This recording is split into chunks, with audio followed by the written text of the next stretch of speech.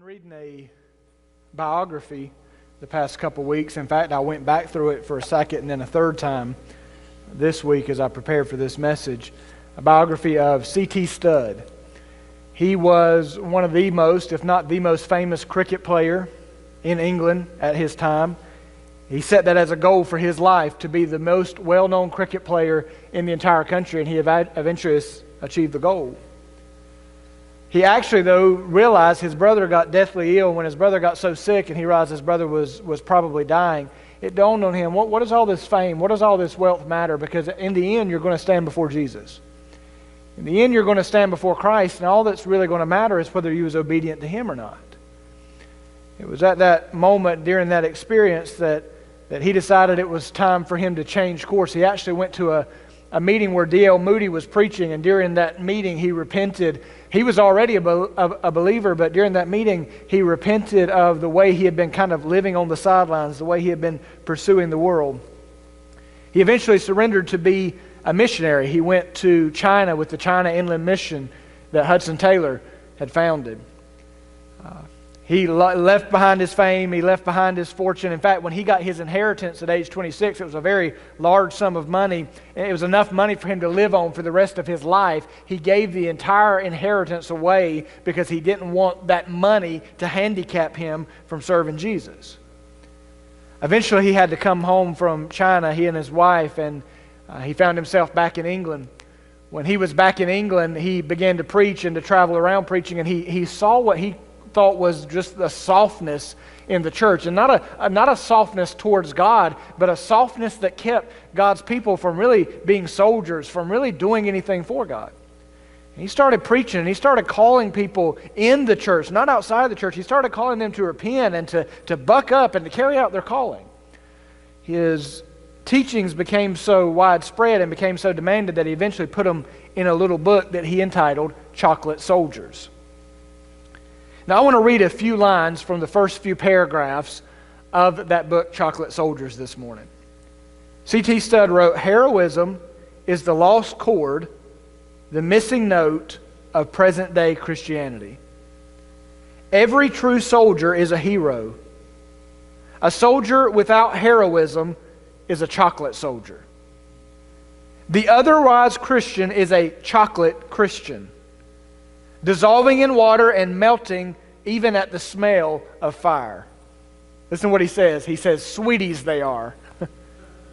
Bonbons, lollipops, living their lives on a glass dish or in a cardboard box, each clad in his soft clothing, a little frilled white paper to preserve his dear little delicate constitution." He basically said the Christians of this time are nothing but chocolate soldiers. They're wrapped in fine tinfoil. They look great on the outside, but they melt at even the thought of any heat. Now, of course, a lot of people didn't like that this was the way he was addressing the church. They didn't like that he was characterizing the church this way. They thought he was being a little too hard. They thought he wasn't really showing enough grace. What was interesting, they thought he was hard, but the truth is he thought they were too soft. One group of missionaries, he eventually went to Africa as a missionary, and the way he ended up in Africa was he saw a poster that said, "Cannibals want missionaries." And he thought to himself, well, I bet they do. So he ended up in Africa as a missionary. In fact, that story I was telling you earlier this morning about the atheist that wrote the tract, it was that atheist writing that actually spurred him on to make this decision. He went to Africa as a missionary, and his goal was, like Paul had said, to preach where Christ had not been preached, to preach where a foundation hadn't been laid. He wanted to go to the interior of Africa, to the heart of the Congo. He was told not to go by his doctors because he had severe asthma, and they told him, if you go to the Congo, you won't last 2 weeks. He served there for 20 years. He and his wife were separated during that time. He and his wife saw each other only 2 or 3 times during those 20 years that he was in Africa. She labored in England, raising money, raising support for the mission. He labored in Africa, reaching villages that had never been reached before. This is what he said about one group of young missionaries that came to serve alongside him. When he started watching them, he thought that this group who had actually surrendered their lives for service in Africa, he thought they were unfit for service because of their softness. Now listen what he thought made them unfit for service. They wanted things like windows and doors in their huts. They thought that they should have the right to have at least one little wooden table and one little chair in their house. These were young people who thought it would be okay to have a few pieces of clothing from home sent to them. They wanted just a few items so that they could every once in a while, maybe at Christmas, have an English meal. Things that we think are just so reasonable and even so baseline. When C.T. looked at this, when Mr. Studd looked at this, he thought that these people were too soft. He thought about sending them home. The reality was, it's true, if you read C.T. Studd's life, C.T. was a little bit eccentric. He was a little bit demanding. That's true. But at the same time, there was something about him. He possessed a commitment to the kingdom, and it was a commitment that's just completely lacking today. His commitment was born from his clear-sighted understanding of the spiritual war for souls that every true believer is called to be engaged in. By his estimation, the stakes were way too high and the investment of the church was way too low. C.T. Studd lived most of his life. It was a sacrificial life, and he really lived most of his life with a wartime mindset. His basic mentality was, I will fight until I die. When I die, then I'll rest. He's willing to make sacrifices. He was willing to go the extra mile. He was willing to endure difficulties and criticism. He was willing to be deprived of certain comforts, all because he believed that the cause he was fighting for was worth fighting for. The war he was fighting was worth winning. I think Paul shared in Mr. Studd's wartime mindset. Listen to what he wrote to Timothy. 2 Timothy 2, verse 3, he said to Timothy, "You, therefore, must endure hardship as a good soldier of Jesus Christ. No one engaged in warfare entangles himself with the affairs of this life, that he may please him who enlisted him as a soldier." I want you to pay special attention to the military language that Paul uses to describe Timothy's life and ministry. In fact, this isn't the first time that Paul uses military language when he's addressing Timothy. If you remember in 1 Timothy 1:18, Paul wrote about the Christian life to Timothy, and he said in his letter, he encouraged Timothy to war a good warfare, to fight the good fight. All throughout Paul's writing, you find this military language, these military euphemisms surfacing. He used these things to picture, to explain the Christian faith, the Christian warfare. Remember, he said, put on the whole armor of God. He said, our warfare is not carnal, it's spiritual. He talks about strongholds. He talked about not wrestling against flesh and blood. He even said of himself that when he stood before God, he'd be able to say, I fought a good fight. Paul's choice of words regarding the Christian life was intentional. He viewed and he wanted others to view the Christian experience as a battle to be fought and a battle to be won. Now, I think if we're at all honest, and I include myself in this, if we're at all honest today, though, it seems that the church has completely abandoned its wartime mindset. You think about the greatest generation that came through World War II, and every successive generation after has become softer and softer and softer. It's the same way in the church. Just like the generations that followed the greatest generation, the church has forgotten the sacrifices that war demands.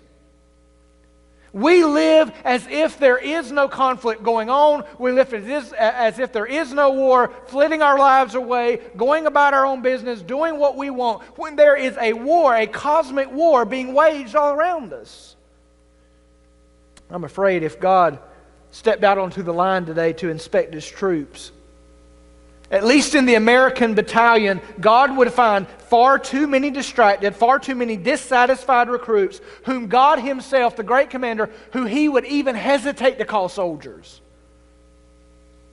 We've raised a generation of Christians who have no backbone, no commitment, and no determination.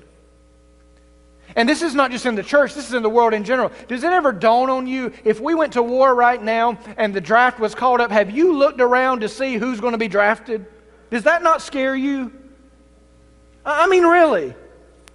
We have 30 and 40-year-old men who are acting like teenagers. And then we have teenagers and 20-something-year-old men that are acting like little girls. I mean, we need a safe space. You hurt my feelings. Men are dressing increasingly more and more like women, and it's bled into the church even. I look at our worship sometimes, what's called worship in the church, and it's this soft, romantic feeling experience with God, when God is not, yes, God is our friend, and yes, God is to be loved, but God is a sovereign king. He's a holy commander, and we've reduced him to something that we have a fling with on the weekend. If we were to go to war right now and the draft was to happen, we might as well go ahead and sign the treaty. It's over. But it's not so different in the church. We have people in the church of all ages who have absolutely no backbone, no commitment. There's no follow through. There's a lot of big ideas, but there's no actually marching according to the orders. This is what we've come to. I'm afraid that too many, when you look at Paul's writings, Paul often began his writings when he described himself, he called himself a servant, a slave of Jesus Christ. I am God's slave. I have no rights. I have no ambitions of my own. My only aim in life is to carry out the calling that God has given me. But I think today most people view their Christianity more like a negotiation with God. It's more of a negotiation rather than an act of submission. Many of our people seem to be infatuated with advancing comfort over advancing the cause. Others, they call themselves Christians. They call themselves believers, but they are sloppy, fat, lazy recruits who whimper at the thought of being whipped into shape. The church has become soft and lazy rather than battle-hardened and battle-ready. Now you might be thinking, well, you're being mean this morning. I hadn't even got there yet. Honestly, I mean this. I don't mean to be mean this morning, but I do mean to be blunt. The Western church of which we are a part, the Western church is absolutely full of chocolate soldiers wrapped in shiny, full wrapping. But they are hollow on the inside. We look good. We glisten in the sunlight, but we are too soft to endure any real hardship. The first time we get a little tired, we begin to complain and wonder, why has God treated us so bad? We cave at the thought of pressure. We melt before the battle even gets hot. And it's time that God's people return to a wartime mindset, buckle in, and realize that we are involved in a galactic war that is being fought between good and evil, between light and darkness, over the souls of men and over eternal glory. We are at war. We do not have time to sit on the sidelines. It's time that we remember our enlistment and start acting as if we are God's slaves, as if we are really men under orders. My aim today is to encourage you. You say, well, you haven't been so encouraging so far. I'm going to get there. My aim today is to encourage those of you on the front line to keep fighting. My aim is also to call those of you on the sidelines to get back on the front lines. The Christian life is a battlefield. It's not a luxury spa. We are at war. Our enemy will not rest. Therefore, we can't rest either. There are 3 orders that Paul gave to Timothy as a senior officer. There are 3 orders that Paul gave to Timothy in our text. I think that if we take these and we apply these to our life, they will keep us from being just another chocolate soldier. Just someone else who melts, who dissolves, who disappears at the first sign of difficulty. Number 1 this morning. The first order that the senior officer gives to Timothy, number 1, embrace hardship. Look at verse 3. You therefore must endure hardship as a good soldier of Jesus Christ. You know, it's funny to me if someone enlists in the services, and I have respect for people that have served. I did not serve in the armed forces, but I respect those who do. But I do get a little cracked up when someone enlists and then they're surprised at how hard it is. Hardship is normal if you're going to be a soldier. And it's the same in the Christian life. I don't know why we're so surprised when things are so hard.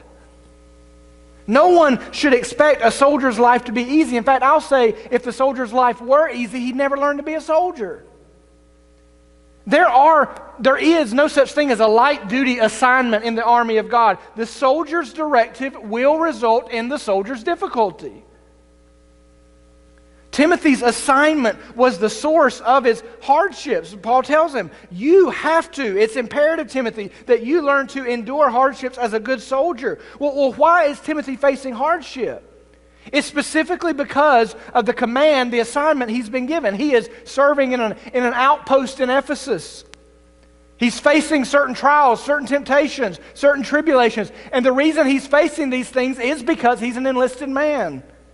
Notice verse 3 begins with the word therefore.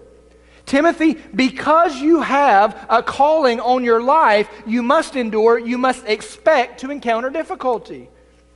If you look back at verse 1 and 2, the objectives of Timothy's mission are laid out clearly. Paul says to Timothy, look, Timothy, my son in the faith, he says, you be strong, not in your own strength. He says, you be strong in the grace of God. You be strong in the grace that is in Christ Jesus. In other words, Timothy, allow the grace of God to sustain you. And then he says this, he says, those things that you heard from me, the things I've taught you, he said, Timothy, I want you to take those things and I want you to tell them to others. I want you to commit those things to faithful men who will then be able to teach others also.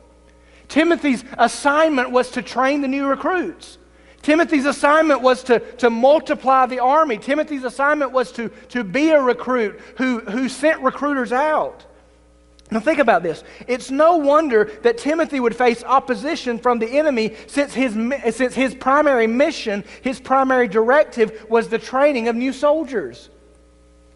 Timothy's responsible for teaching. Timothy's responsible for teaching these young recruits. He's responsible for shaping them into men and into officers. Don't you think that the enemy wants to wipe out anybody that's growing the army?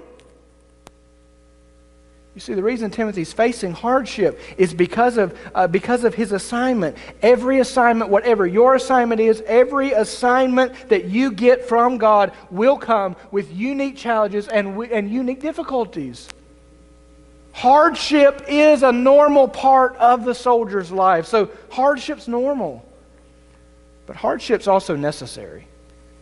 Notice Paul says to Timothy, Timothy, you must, it's imperative, you must endure hardship. Timothy, it is absolutely necessary that you undergo difficulty. It's imperative, Timothy, that you endure afflictions as a good soldier. But notice that he says, Timothy, it's imperative that you endure afflictions as a good soldier, but I would add to that and I would say, it is also necessary that you endure affliction to become a good soldier. Now, let me explain this. In both his first and second letters to Timothy, as Paul was writing, there's this underlying theme that seems to reveal to us that Timothy was kind of bashful. Timothy was backward. Timothy was prone to fear. Timothy was prone to anxiety. Over and over, Paul's encouraging him to step into his calling, to have faith, to trust in Christ. This continual encouragement kind of shows us that Timothy was kind of timid, if you will. And Paul's continually encouraging him, place your confidence, Timothy, in the Lord. Be brave in his work. Timothy was an enlisted man with great potential. In fact, in some of the scriptures talking about Timothy, the scripture tells us that there were prophecies made about Timothy. They saw that Timothy had a bright future in the ministry, but the thing that was going to keep Timothy from achieving that bright future was his own fear, was his own hesitation.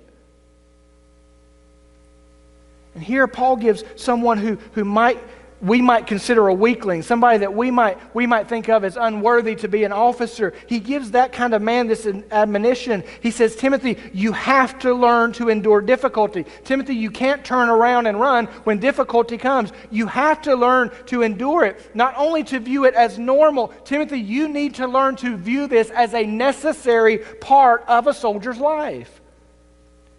The reason that suffering, the reason that hardship, the reason that difficulty is necessary is because it pushes us into the grace of God. It shows us what we do not have in ourselves, the things that we have to find, the strength that we have to find in the grace that it's in Christ Jesus.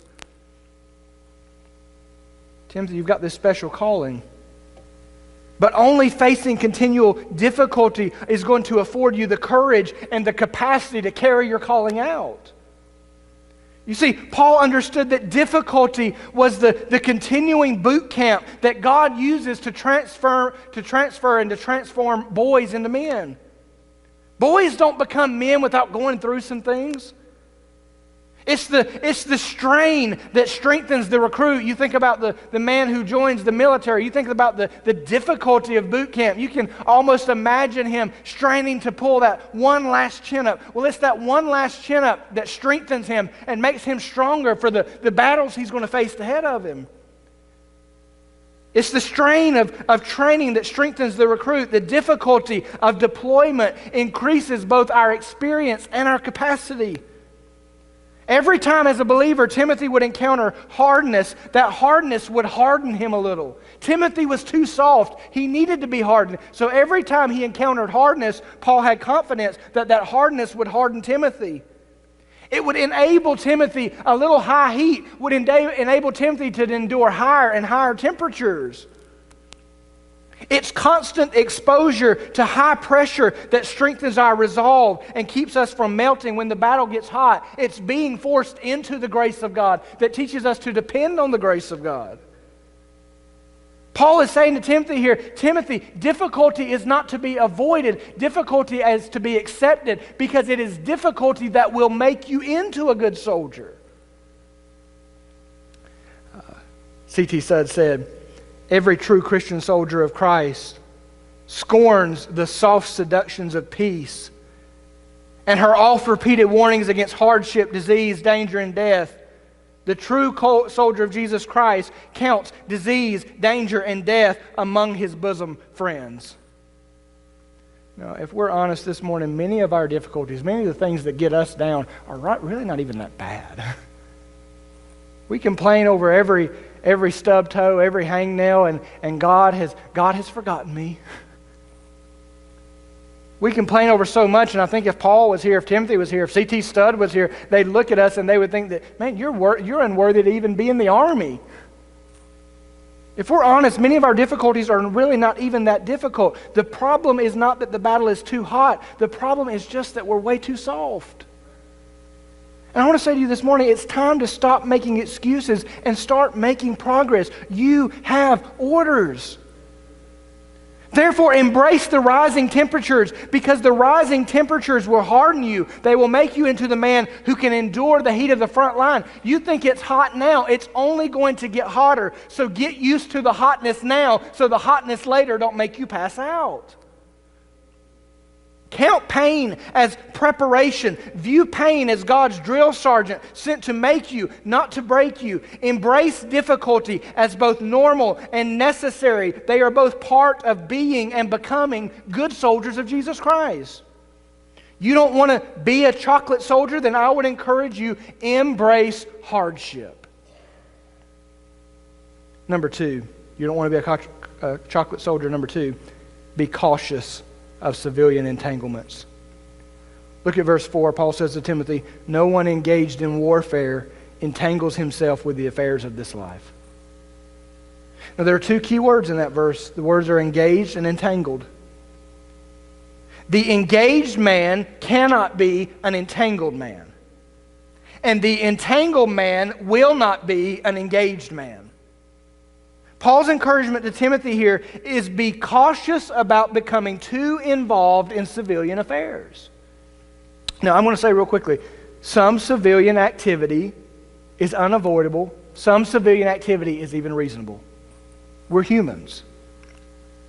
The order here is not to avoid all civilian matters. The order here is not to get so tangled up in or overly involved in civilian life that it affects your military life. You see, the soldier who gets tangled up will be ineffective in battle because his heart's going to be too divided to count the mission as a priority. His hands are going to be so full he can't pick up his sword, much less swing his sword. If you get too tangled up in this world, it'll keep you from being an engaged soldier for Jesus Christ. Now, let's make this real practical. Is it wrong to have a boat or to have a beach house? No. But I want to say this. I would be very careful and very thoughtful because it's human nature to allow our amusements and our toys to overshadow or to replace our orders. Is it wrong to go on vacation? It is certainly not. In fact, I think you should take vacations. Is it wrong to go on vacation? No. My concern, though, is that some people let a 2-day pass become a lifelong commitment. You see, our problem today, our problem is not a lack of commitment. It's just a lack of commitment to the wrong things. We're committed. The problem is we're just committed to us, not to Him. I'm concerned that too many who have been enlisted as soldiers have gone AWOL, and it all started with just taking a little extended leave. If you spend, as a believer, if you spend more time on furlough than you do engaging in battle, then you have become entangled in civilian affairs. The entanglements of this world will estrange you from the ecstasy of the next. Now, I want you for a moment, be honest with yourself. Be honest. Are you living on leave?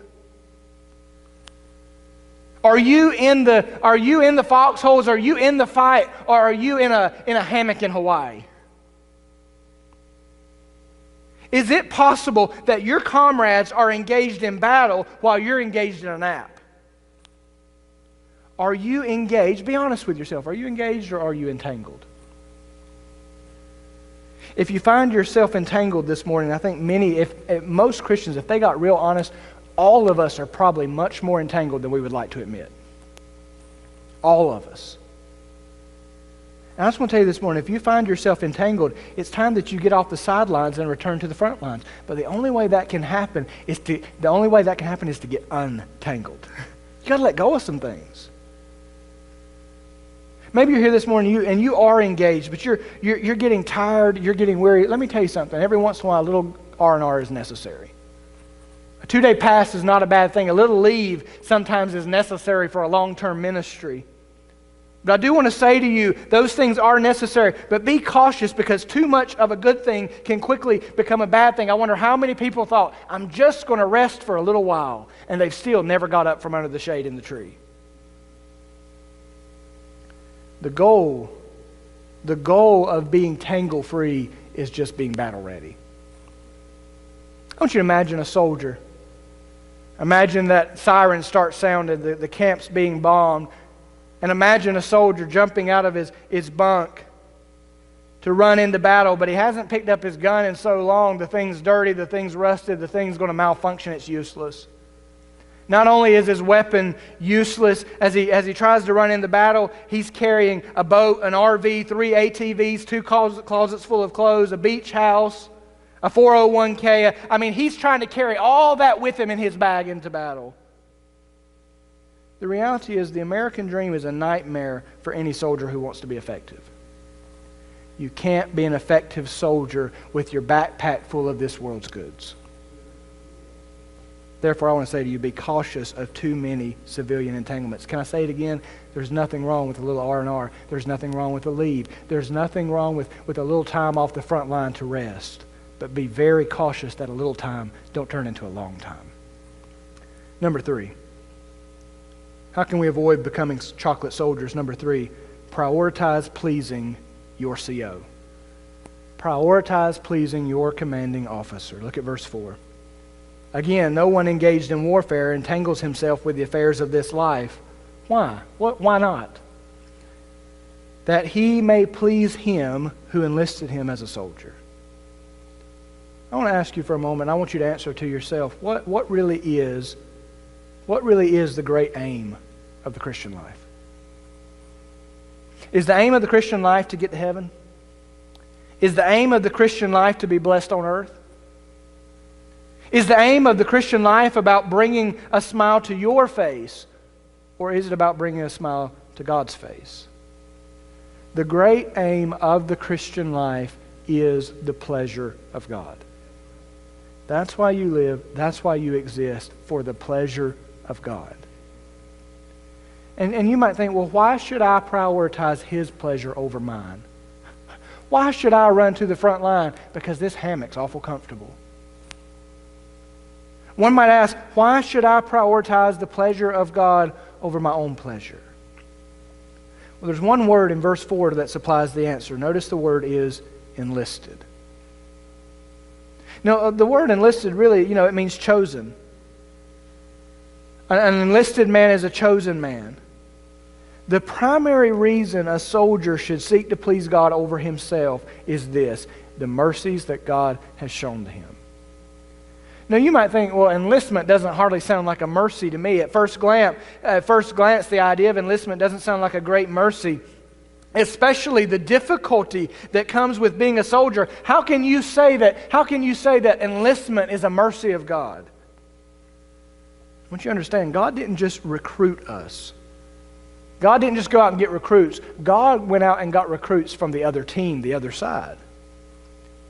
When we were God's enemies, He called us to be His friends. We were happily marching along the losing lines, and God approached us. He caused us to turn about face and to walk with Him. He delivered us from the certain death that we were marching towards, the defeat that we were heading towards. He offered us the chance to share in a victory that He had already won. You see, when God enlisted us, He didn't just call us to leave that army. He called us to enjoy all the victory that His army will enjoy. God didn't call us just out of one kingdom. He called us into another. We're not mercenaries for hire. God has granted us citizenship in His unfading empire. And all the rights, all the privileges of natural-born citizens belong to those He has enlisted, even though we used to be His enemies, even though we used to be fighting against Him. See, when we say that we're enlisted, we've got to understand that this is more than just God called us to be part of the army. God called us out of the other army.